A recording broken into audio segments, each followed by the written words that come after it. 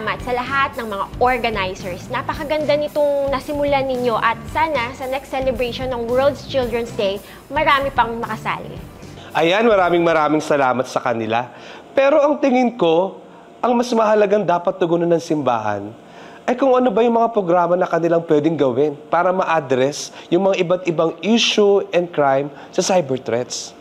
Kaya pakinggan natin ang sinabi ni Bishop Renato Mayugba, Chairman of the CBCP Commission on Biblical Affiliate.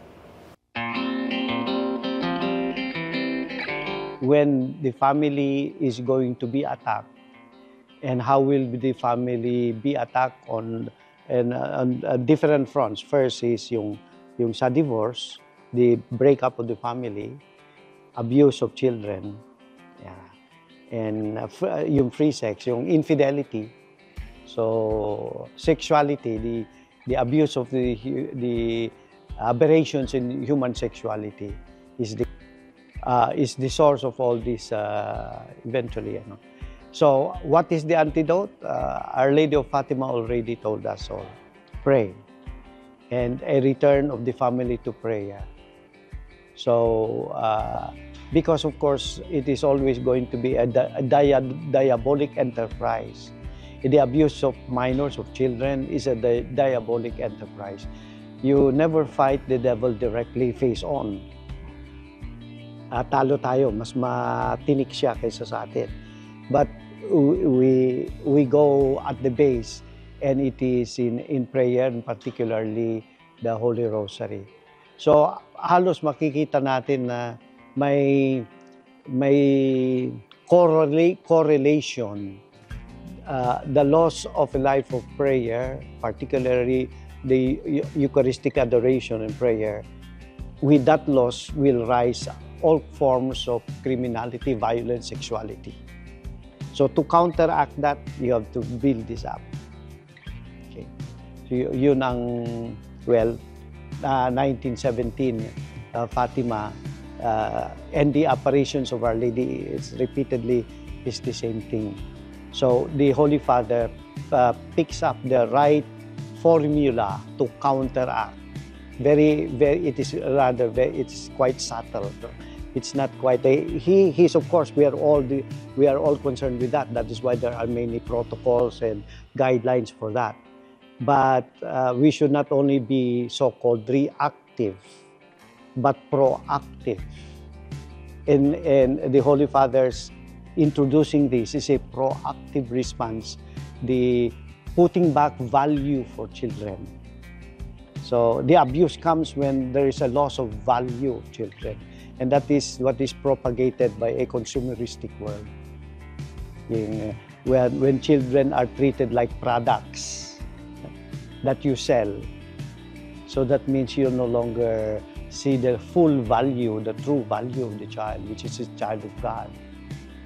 Back to the basics, in other words. Again, we have to, at the present time, we are reacting only to the abuse of the social platform.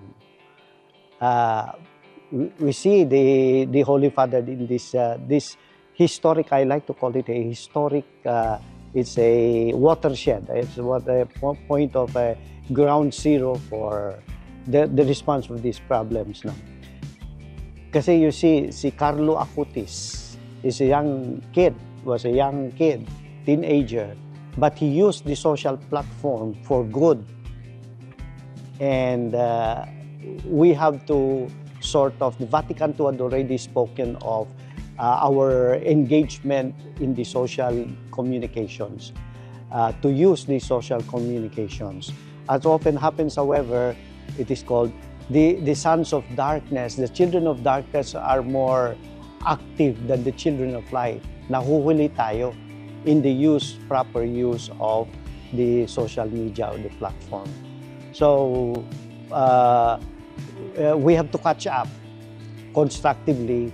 And in fact, we are very happy, there are some entertainment industry also who are beginning to use the entertainment, the cinema and everything to inject values.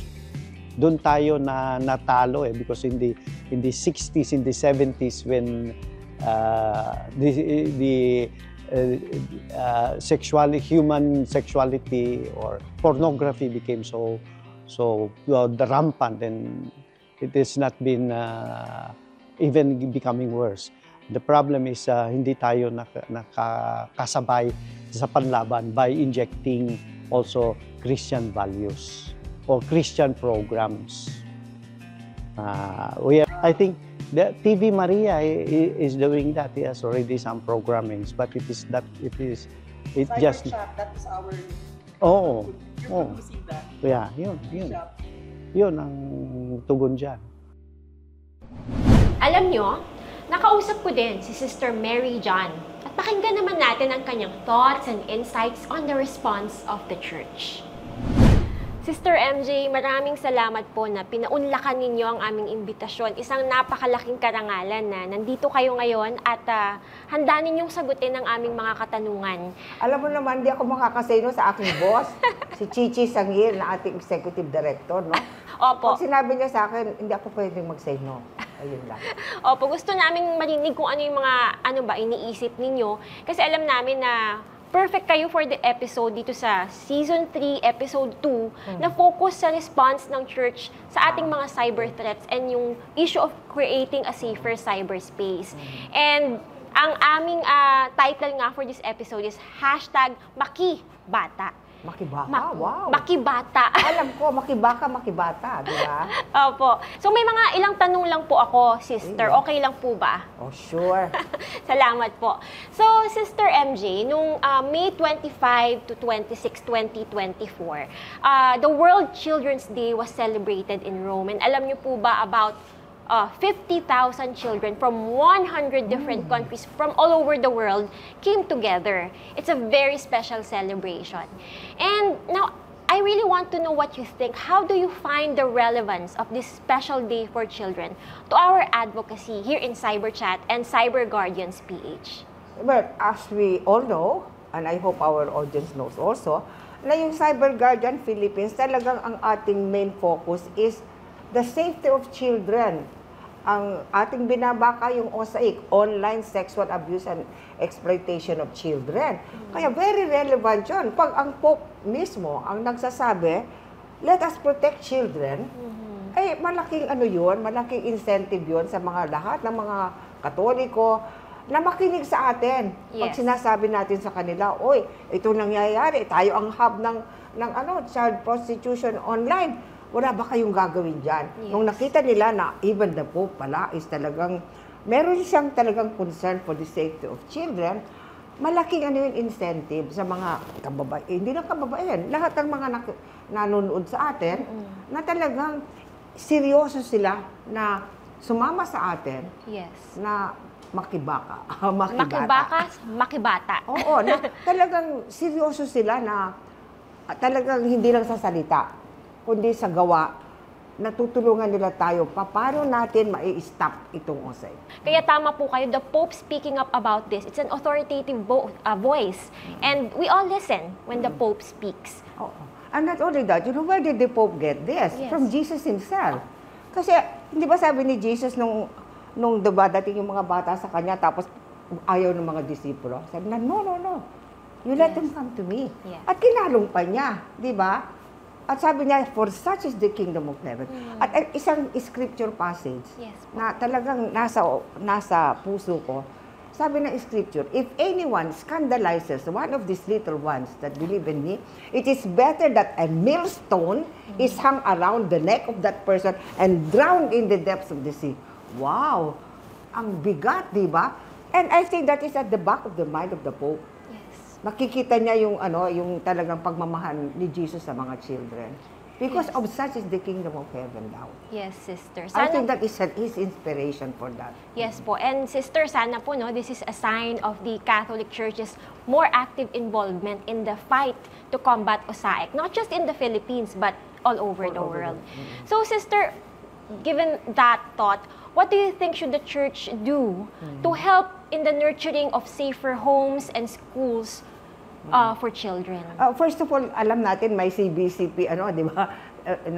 CBCP that is really supposed to do that, no? And ngayon also, there is also the CEAP, no, yung Catholic Educational Association of the Philippines. Ang ibig sabihin, lahat ng Catholic schools ay mga bata yan eh, no? So ang ibig ko sabihin, kung maipapakita natin sa kanila sa CEAP na talagang dapat sila talagang active. At ang mga estudyante dapat din magkaroon ng pagmumulat. Marami tayong malaki ang ating magiging influence. Actually, nakuha na natin ang CWN. Catholic Women's League, that is also the church. It is a mandated church organization. And we were able to make them realize na malaki ang role nila in the fight against cyber threats for children. Yes, Sister MJ, and alam niyo po, malapit sa puso ko tong usaping ito kasi po ako bilang isang abogado, nag-specialize ako sa human rights. Of course. And particularly children's rights, especially yung mga kaso involving OSAED cases. At nakikita ko po talaga kung paano yung mga bata, yung mga voiceless and most vulnerable in our society, sila pa yung nagiging punteriya at biktima ng itong kadiliman ito na nangyayari sa ating lipunan. And we have to really realize, sister, di ba, na children's rights are human rights. Exactly. Ano po thoughts niyo about that, like pushing for children's rights as human rights? Yeah, alam mo, kinuha din namin yan sa women's movement eh. Women's rights are human rights. Yes. So tama-tama rin, children's rights are human rights.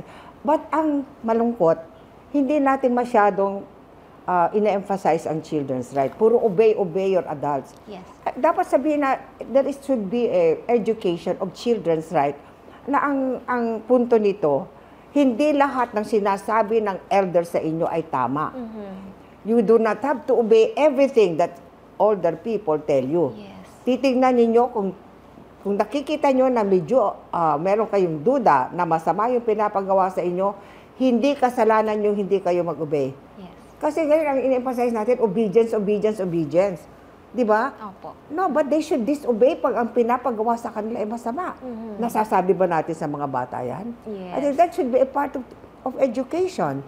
Children's rights should also be, dapat may magagawa ng buong module dyan eh. Yes. It has to be talagang well thought out para talagang hindi pwedeng abusuhin ang bata. Yes, sister. Kasi po, I think ang mindset ng natin o nung nakararami, children are passive objects of Exactly. protection. Oo. They are properties of their parents, di ba Yeah. po? Pero we have to also realize and really respond to the truth that children, they are actually in international law, they are considered as independent holders of rights. So hindi sila kumbaga pinoprotektahan lang at kung anong gustong gawin ng mga nakakatanda ay yun ang gagawin nila. Kundi sila mismo, we have to recognize that they have their own needs, their opinions, that international law po actually requires us to take their opinions, their thoughts into consideration. In fact, I have a story for you na Yes exactly po. that. Kasi nung nagkaroon ng Ondoy, yung flood, no, makikita mo sa television yung isang bubungan na puno ng mga pamilya, biglang nawala sa na detach. And then talagang lumubog sa flood. Alam mo, may istorya yon. Ang istorya noon, ito'y pamilya sa Marikina na meron silang mga anak na bata, no? Eh, sabi ng mga bata, umalis na po tayo kasi baka tayo ma-stranded dito. Sabi ng tatay, hindi. Kasi pag alis tayo dito, magnanakaw lahat ang ating mga furniture. Kaya they stayed kasi ang kanila parang autocratic family. Pag sinabi ng tatay, wala na. No more question nga. Kagaya sinabi mo, yung opinion ng mga bata, it was not taken seriously. Anong nangyari? Nung tumaas na ngayon yung flood, wala na silang mapuntahan kundi sa bubong. And then there was a big parang wave na alis yung yung bubungan with all the family, namatay lahat sila. Wow. Except the father. Kaya naloko yung father. Alam mo, sabi ng father niya, Ano po? sana pinakinggan ko yung mga bata.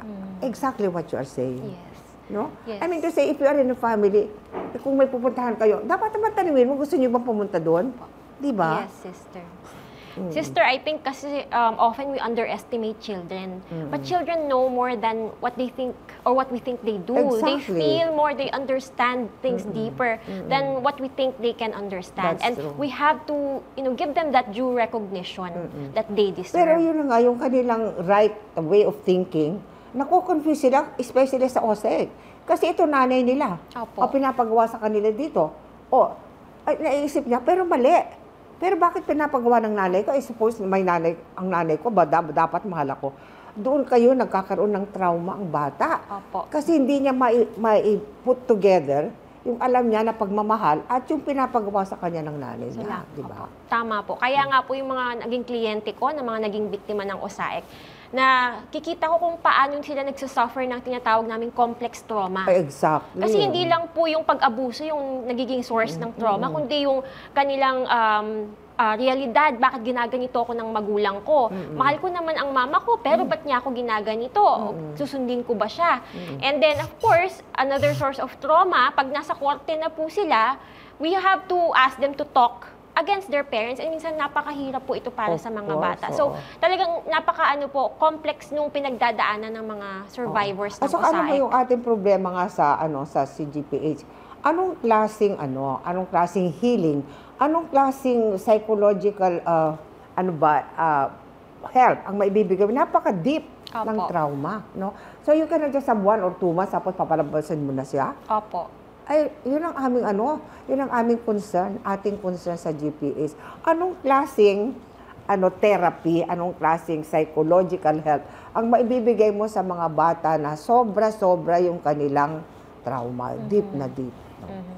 Kaya po, naiisip ko talaga na napaka-importanting maalala yung paalala ni Pope Francis na kung alalahanin natin o isipin natin tong mga batang to, let's also consider the reality at yung suffering and let that guide us in what we do. Oo nga pala, kasi gusto mong malaman ano pang magagawa ng simbahan. Marami. Opo. Like for example, dapat yung mga pare, binigyan natin sila ng pag-aaral, dapat sa sermon nila. Kasi saan ba nangyayari yung OSEC? Hindi ba sa mga baryo, sa mga barangay? Hindi ba lahat yun nasa parish? Pati nga siguro yung nanay na gumagawa, parishioner niya eh. Kaya dapat lahat ng parish priest, dapat nasa kanilang na mag-sermon sila, sabihin nila ano tong reality na to. Yes. Di ba? At saka sana, bawat parish, merong psychological center na mapupuntahan. Di ba? Ang dami magagawa ng simbahan. For example, ang mga religious orders na meron silang lupa dyan, ganon. Magtayo man lang sila ng center. Kasi yun ang ating problema eh. Yung gusto natin magkaroon ng center na talagang alagang-alaga ang mga bata. Nandoon sila until they are grown up. Di ba? Kasi ngayon puro parang ang liliit. 1 buwan, 2 buwan. Ano magagawa nun? Di ba? Yes. Dapat ito talagang malalaliman at matagal na healing. No? Yes, sister. And ito pong problema ng OSAEC kasi na ito, kaya nga tinatawag namin ang simbahan, pero aside from the simbahan, we also call it different sectors of society. Church, schools, families, teachers, parents. Kasi po, di ba, itong yung combating OSAEC, talagang hindi pwedeng parang isolated yung mga efforts. Dapat po talagang hawak-hawak tayo ng kamay and involve everyone. Hindi ba binaro natin yung salitang all-nation approach? Yes. Hindi ba all-nation approach against drug addicts? Ganun yata yun, di ba? Opo. Pero tayo, all-nation approach meaning yung talagang lalaban sa OSAIC. Opo. Ay lahat-lahat. Simbahan, eskwelahan, families, LGUs, lahat-lahat talaga are involved. Opo. No? So, all-nation approach, ang tawag natin. Hindi tayo nahihiyang gamitin din yun. Yes. So, Sister MJ, speaking of yung all-nation approach, syempre, aside from the simbahan, yung mga lay people, how do you think we can engage them more, the lay people, to help us to do something about co-creating safer cyberspace? I think we are doing it already. After all, the CWL, 50,000 strong yan. They're all lay people. Hindi naman sila religious, di ba? Actually, karamihan ng gumagalaw ay talagang lay people. No? Actually, kami religious, lay kami. Akala hindi ba kami clergy. When you say lay kasi, everybody else except the priest. And the priest and only 2% of the church. So 98% tayong lay. Tayo ang gumagalaw talaga. Opo. Yung mga parishioners, sabi ko nga, yung mga mandated organizations, CWF, and gusto ko nga ngayon, pati yung mga soroptimist ba, yung mga middle class, mga women's organization, dapat ipaluksok nila. At actually, nakipag-usap na ako sa mga Gabriela, yung mga women's organization. Sabi ko, isama nyo yan, yung advocacy na yan na against OSE, kasi women kayo kayo nanay kayo. Di ba dapat, meron kayong napakalaking concern about that. Kaya everything, lay people, men and women, Yes. di ba? Maraming salamat po for joining us in this episode of Cyber Chat, Sister. And we look forward to having you again in our future episodes. Oh, I enjoyed it. Salamat po, Thank Sister. you.